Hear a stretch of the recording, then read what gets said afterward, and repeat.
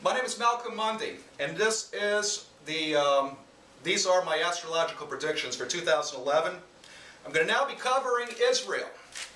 And there's a lot to talk about with Israel because they have significant astrological activity going on their chart for 2011. Okay, Israel was started as an entity on May 14th, 1948 at 4:37 p.m. Tel Aviv, Israel. This was when David Ben-Gurion, the first Prime Minister of Israel, announced Israel as an independent state. There are many astrologers out there that like to use an 8th house sun because this portrays their personality accurately, theoretically speaking, that because the sun is in Taurus, which you can say represents real estate, and in the 8th house, which rules transformational death, it interprets them as, their personality as, they will kill anybody for that land. Or they will defend their land to the death, I guess a better way to say that. The problem with that is it gives them a Jupiter and Sagittarius placement in the 3rd house, which I disagree with because this would portray incredible success in communications. The actual pronouncement by David Ben-Gurion at 4:37 gives them a 2nd house Jupiter, which means vast expansion in financial resources. And the fact that it's in an exact sesquiquadrate with Pluto in the 10th house definitely pushes for this aspect even more. Israel has received 4 times the cost of the Apollo Moon program in terms of financial resources since their inception, and this pretty much defines more of a Jupiter in the 2nd house placement than a Jupiter in the 3rd house placement. Anyway, without further ado, let's talk about Israel.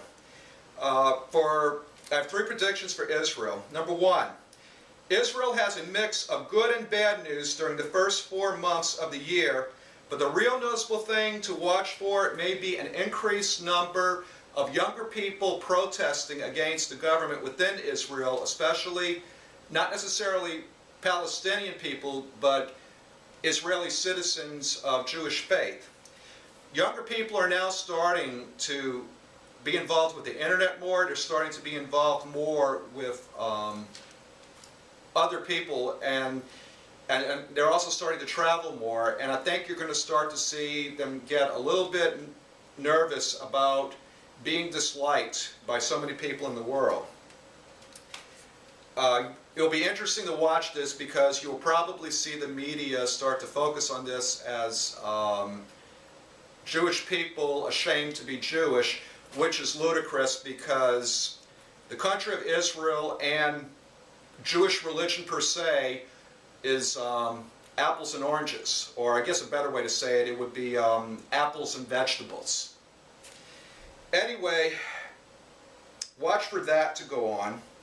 And I attribute that mainly to Uranus transiting the 5th house. Okay, number 2. Summertime may feature possible military action and conflict starting from the last week of May, ending in maybe the 1st week of August, that time frame. And I attribute this to 3 eclipses that are going to hit important points on Israel's chart. And from a perspective of watching charts for 20 years, I've never seen eclipses hit important points on a chart one after the other directly. The June 1st eclipse forms an almost exact hit on their Mercury in the 8th house. This may involve their intelligence organization Mossad, which is ranked one of the best in the world, if not the best. They have the 8th house represents secrets and secretive information, and with Mercury there, this definitely represents some kind of activity regarding spying and possible death via such spying. And that will be that hit. Then the next one looks a little bit more frightening. On June 15, 2011, the next eclipse, almost a direct hit on Uranus in the 8th house. Uranus represents nuclear power, nuclear weapons, shocking transformations. It can represent a big accident of some kind. So Israel has a nuclear facility at Dimona, Israel, and it could represent an attack on that or some kind of accident regarding that. It may also represent an attack on Iran's nuclear facility. they have been protesting against Iran's nuclear facility for a great deal of time now. So this may represent a strike on Iran's nuclear facility at this time, or it could represent some shocking news regarding, say, how it treats the Palestinian people or other people, for that matter. May also represent a crackdown on its younger people. And let's see, the next eclipse, July 1st, this forms an exact square to Neptune in the 12th. This may be some kind of a scandal, especially regarding its intelligence community, Mossad. It may also represent a scandal of some kind involving, say, the Jewish faith, or the particular fanaticism that reigns in some Jewish people in Israel, especially if it's, say, Zionist based. It may also represent a chemical accident of some kind, since Neptune rules chemicals. But either way, it's going to be some kind of big disappointment come July 1st that may be a setback for the country of Israel. And let's see, finally, prediction number 3. The last 4 months features Neptune opposing Mars in the 10th house. And Neptune's going to be going stationary or real slow motion while this is going on. I can see some sort of big disappointment or scandal involving Israel's military complex, or big disappointment involving certain actions of Israel, or it may be the media, especially the U.S. media, glamorizing Israel's actions or glamorizing Israel's military actions in some way. But for the most part, I think it might tend to find some kind of disappointment. And I tried to look at 2 charts regarding possible actions. Whoa! I looked at Mahmoud Ahmadinejad's chart. This is the proposed chart because he won't reveal his time of birth, so he's a pretty smart guy. October 28, 1956, 4:34 p.m., Gamsar, Iran is the chart I looked at that I think seems to represent his personality and the way he is the best. And the thing that's interesting about this is Saturn retrogrades into his 12th house near the end of May at this time. And if you're using military strategy with astrology, that would be a really ideal time if you wanted to hit somebody, which is kind of frightening.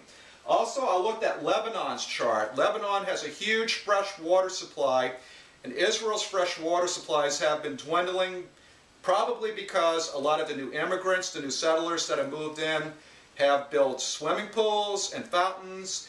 And Israel is a country that's predominantly desert and predominantly arid, and their water supplies have been dwindling, probably because of these activities. And they would like some more fresh water, and Lebanon has such sources.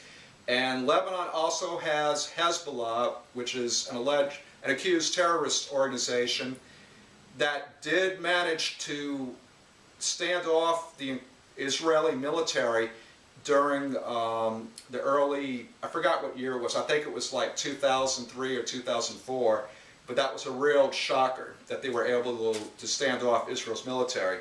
So I could see either Lebanon or Iran getting hit in the summer as a possibility. And the big frightening thing is there is a probability of some kind of nuclear strike or hit on a nuclear facility under this. So that's kind of scary. Okay, that takes care of Israel. Next on the list is Iran. And I'm Malcolm Mundy. I hope you're enjoying my astrological predictions for 2011. Be right back.